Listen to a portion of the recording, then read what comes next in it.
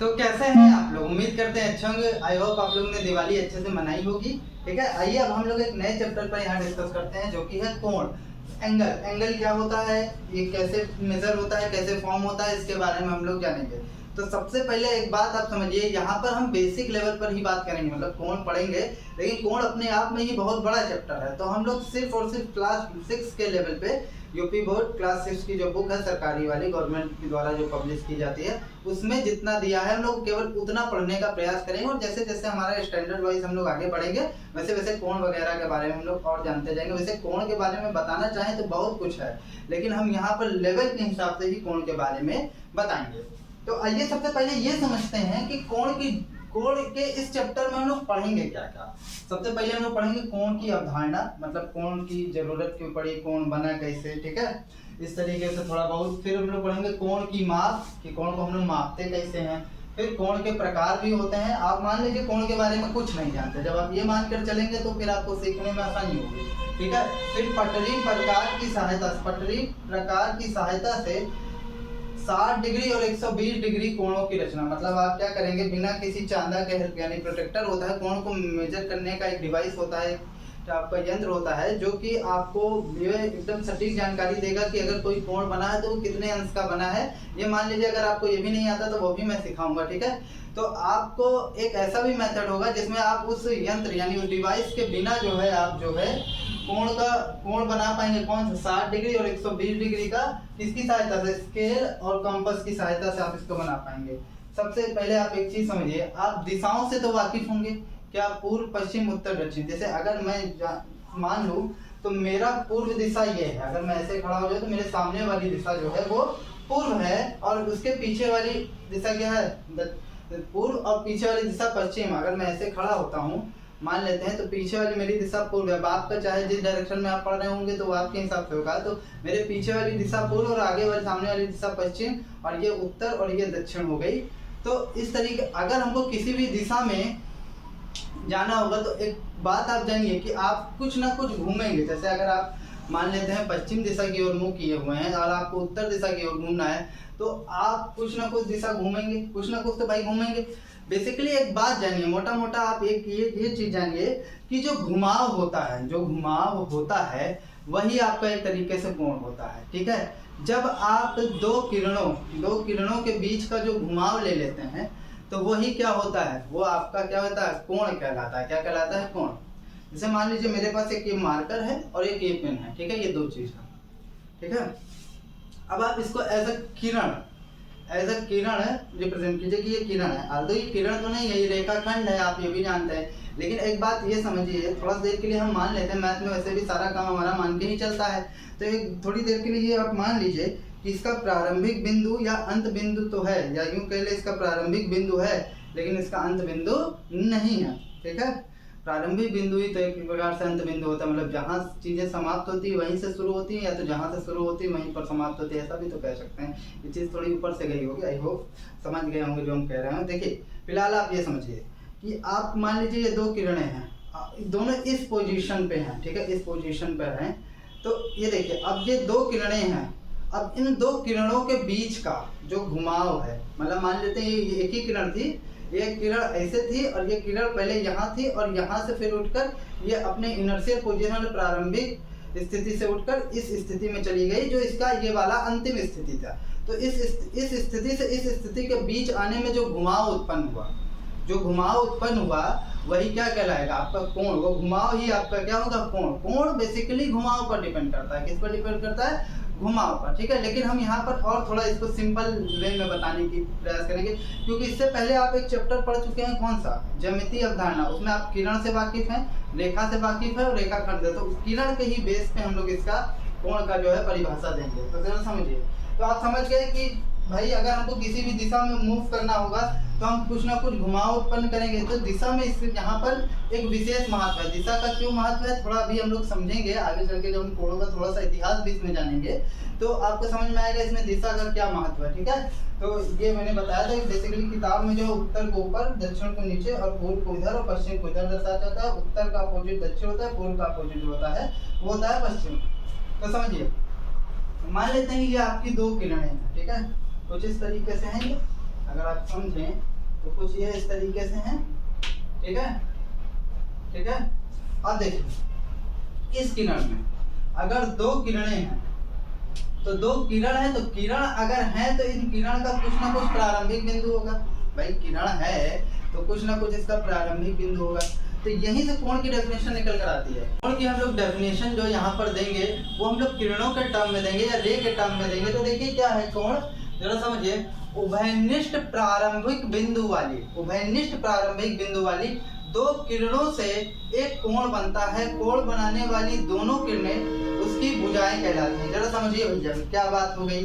देखिए उभयनिष्ठ प्रारंभिक बिंदु वाली मतलब आप दो किरणें ले लीजिए और उन दोनों किरणों का जो प्रारंभिक बिंदु हो ना वो उभयनिष्ठ। मान लेते हैं ये दो किरणें हैं आपकी, क्या है, दो किरणें हैं, एक किरण ये है, एक किरण ये है। although आप कहेंगे ये किरण नहीं है, क्योंकि आप किरण अगर पीछे पढ़ोगे तो आप जानते हैं उसका प्रारंभिक बिंदु होता है लेकिन अंतिम बिंदु नहीं होता है। तो मैं जानता हूँ ये किरण नहीं है, लेकिन फिर भी हम अपने समझने के लिए कुछ देर के लिए ये मान लेते हैं कि ये किरणें हैं। क्या है, किरणें हैं। तो ये दो किरणें हैं आपके पास, मान लेते इसका ये स्टार्टिंग पॉइंट है और ये एंडिंग पॉइंट तो होता नहीं, तो इसका एंडिंग पॉइंट नहीं है।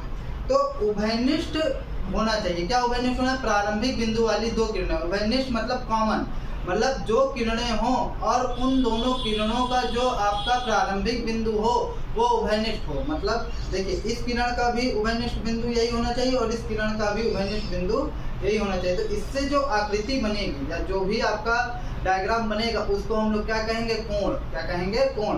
और ये जो दो किरणें हैं ना, ये दोनों किरणें इस कोण की भुजाएं कहलाएंगी। क्या कहलाएंगी, कोण की भुजाएं। तो वही बात इन्होंने कहा है उभयनिष्ठ प्रारंभिक बिंदु वाली। उभयनिष्ठ यानी कि प्रारंभिक, सॉरी, उभयनिष्ठ यानी कि कॉमन। क्या, कॉमन। कॉमन मतलब जो दोनों में हो, मतलब प्रारंभिक बिंदु दोनों का एक होना चाहिए। मतलब इस किरण का भी देखिए अगर आप समझें तो इस किरण का भी प्रारंभिक बिंदु वही है और इस किरण का भी प्रारंभिक बिंदु वही है।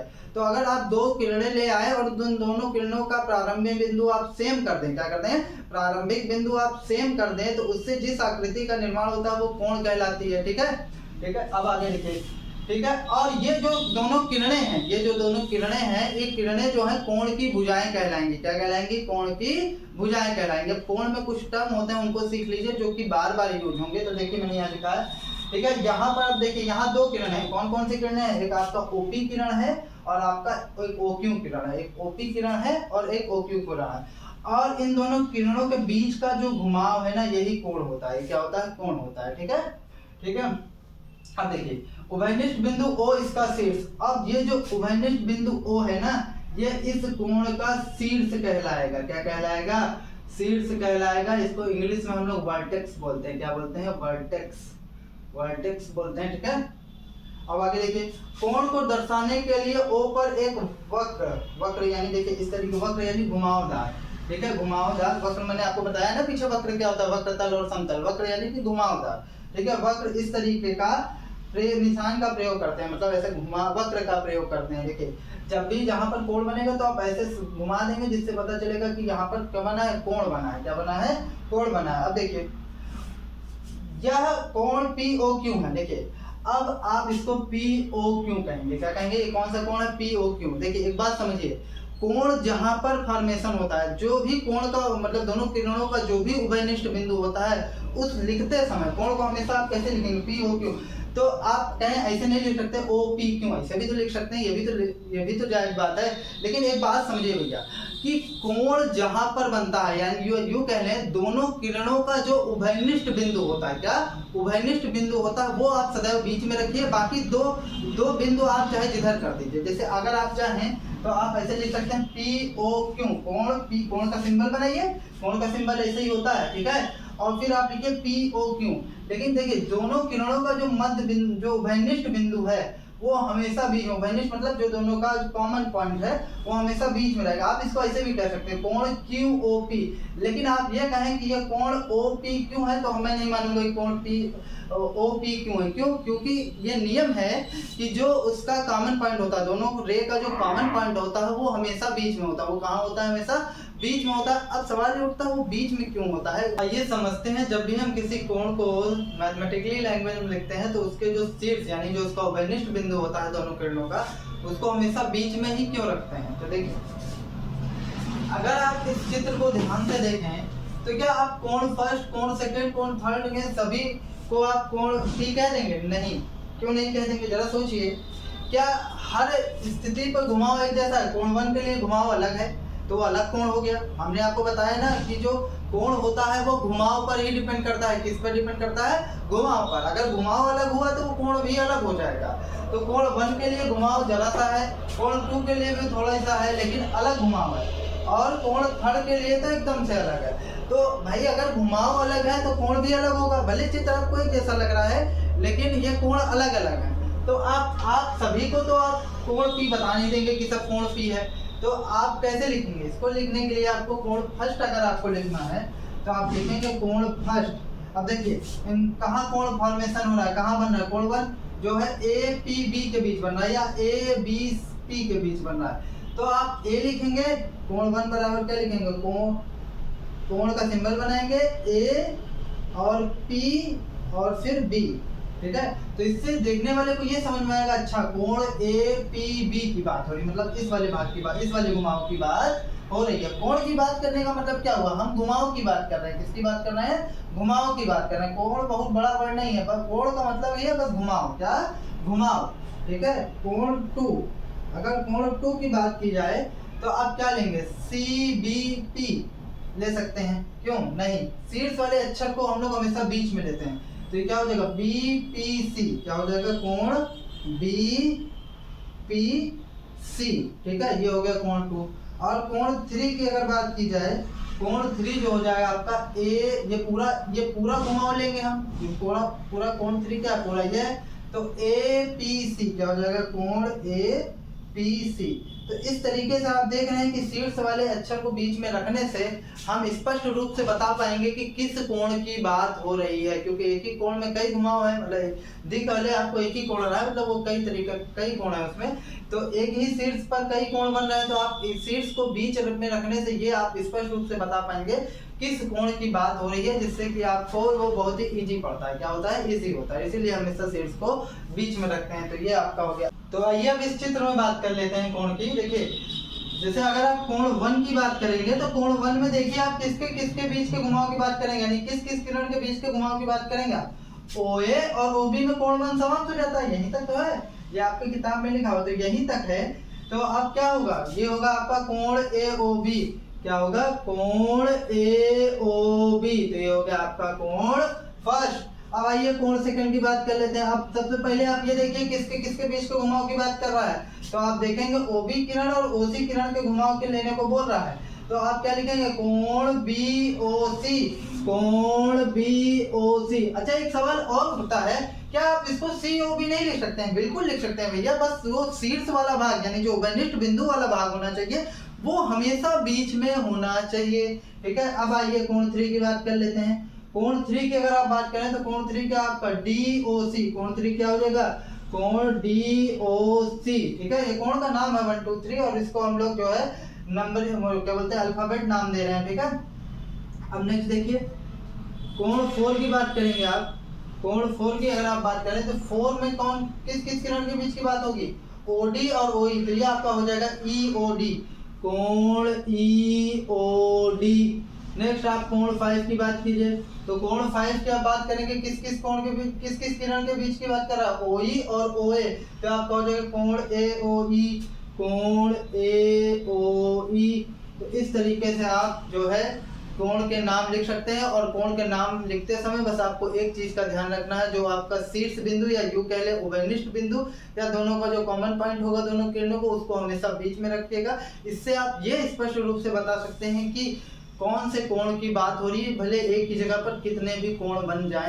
तो आइए अब एक लास्ट टॉपिक पर बात कर लेते हैं, कोण का अभ्यंतर तथा बहिर्भाग। अभ्यंतर तथा बहिर्भाग। तो इसमें देखिए जो भी कोण बनेगा, थोड़ा समझिए, जो भी कोण बनेगा वो एक तल पर बनेगा, और जो तल पर कोण बनेगा वो उस तल को दो पार्ट में डिवाइड कर देगा। पहला पार्ट हो जाएगा आपका क्या, ये दोनों किरणों के मध्य वाला पार्ट, और दूसरा पार्ट वो हो जाएगा जो दोनों किरणों के बाहर होगा। ठीक है, तो आप चाहें तो इसकी परिभाषा आप अपने से बना सकते हैं। अब आपको समझ में आ गया होगा कि भैया जो भाग दो कोण के अंदर हो तल का वो अभ्यंतर भाग, और जो भाग कोण के बाहर हो वो कोण का बहिर्भाग होगा। ठीक है, आप ऐसे भी बता सकते हैं कि तल का वह भाग जो दोनों किरणों के मध्य स्थित हो, दोनों कोण के दोनों किरणों या दोनों भुजाओं के मध्य स्थित हो, दोनों भुजाओं के मध्य में स्थित हो, वो क्या कहलाता है? उस कोण का अभियंतर भाग कहलाता है। क्या कहलाता है? उस कोण का अभियंतर भाग कहलाता है। ठीक है, इसी के अपोजिट अगर आप जाएंगे, तल का वह भाग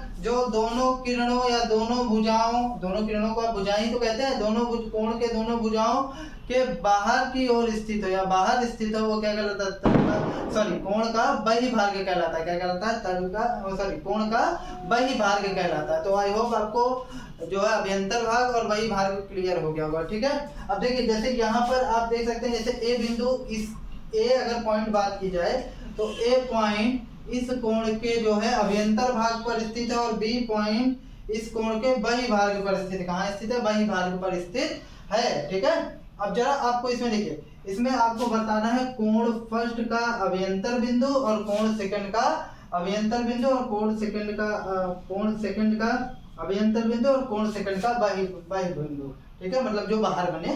तो जरा समझिए, अगर कोण फर्स्ट के अभ्यंतर बिंदु की बात की जाए, अभ्यंतर बिंदु, कोण फर्स्ट के अभ्यंतर बिंदु क्या होगा? जो कोण फर्स्ट यानी जो दोनों किरणों के मध्य में स्थित हो वही तो अभ्यंतर बिंदु होगा। ठीक है, तो कोण फर्स्ट के दोनों किरणों के मध्य कौन कौन स्थित है? ए और सी। कौन कौन स्थित है? ए और सी स्थित है। ठीक है, और कोण फर्स्ट के बाह्य बिंदु की अगर बात की जाए, तो बाह्य बिंदु कौन कौन से होंगे? कोण फर्स्ट के बाह्य बिंदु आप देखें तो एक्स वाई जेड, ये भी है, एक्स वाई और जेड क्या होंगे? एक्स वाई और जेड, और एक बिंदु और भी बिंदु होंगे, बी। कौन सा बिंदु होगा? बी। अब बी तो अंदर स्थित है, बी बाहर कहाँ स्थित है? नहीं भैया, ये कोण 2 का अभ्यंतर बिंदु है, लेकिन कोण फर्स्ट का ये बाह्य बिंदु है। क्यों बाह्य बिंदु है? क्योंकि 2 के तो बीच में स्थित है, मतलब 2 के अगर बात की जाए तो दोनों किरणों के मध्य स्थित है, लेकिन अगर फर्स्ट के नजरिए से आप देखें तो इन दोनों, ये फर्स्ट वाला कोण हो गया, इसके तो बाहर स्थित है, तो ये क्या होगा? इसका बाह्य बिंदु होगा। ठीक है, सिमिलरली अगर आप जाएंगे कोण सेकंड के अभ्यंतर बिंदु की अगर बात करेंगे आप, कोण सेकंड के अभ्यंतर बिंदु, तो अभ्यंतर बिंदु जो कोण फर्स्ट के बीच में, सेकंड के बीच में स्थित हो, क्या स्थित है? बी स्थित है ना, तो आपको ये हो जाएगा बी। ठीक है, अब बाह्य बिंदु की अगर बात की जाए, आपको बाह्य बिंदु की अगर बात की जाए तो बाह्य बिंदु आपका क्या होगा? बाह्य बिंदु आपका होगा, क्या होगा? एक्स वाई जेड तो होगा, वो तो एकदम पूरी तरीके से बाहर है, तो कौन कौन सा होगा? एक्स वाई और जेड। और ए और सी जो है कोण फर्स्ट का तो अभ्यंतर बिंदु है, लेकिन कोण सेकंड का बाह्य बिंदु का काम करेगा। क्यों? कोण फर्स्ट के दोनों किरणों के बाहर है ना, देखिए आप, दोनों किरणों के बाहर स्थित है कि नहीं स्थित है, तो ए और सी भी आप ले लेंगे। इस तरीके से कोण का अभ्यंतर भाग और बाह्य भाग बता सकते हैं। वीडियो अच्छा लगे कमेंट, लाइक और सब्सक्राइब कीजिए।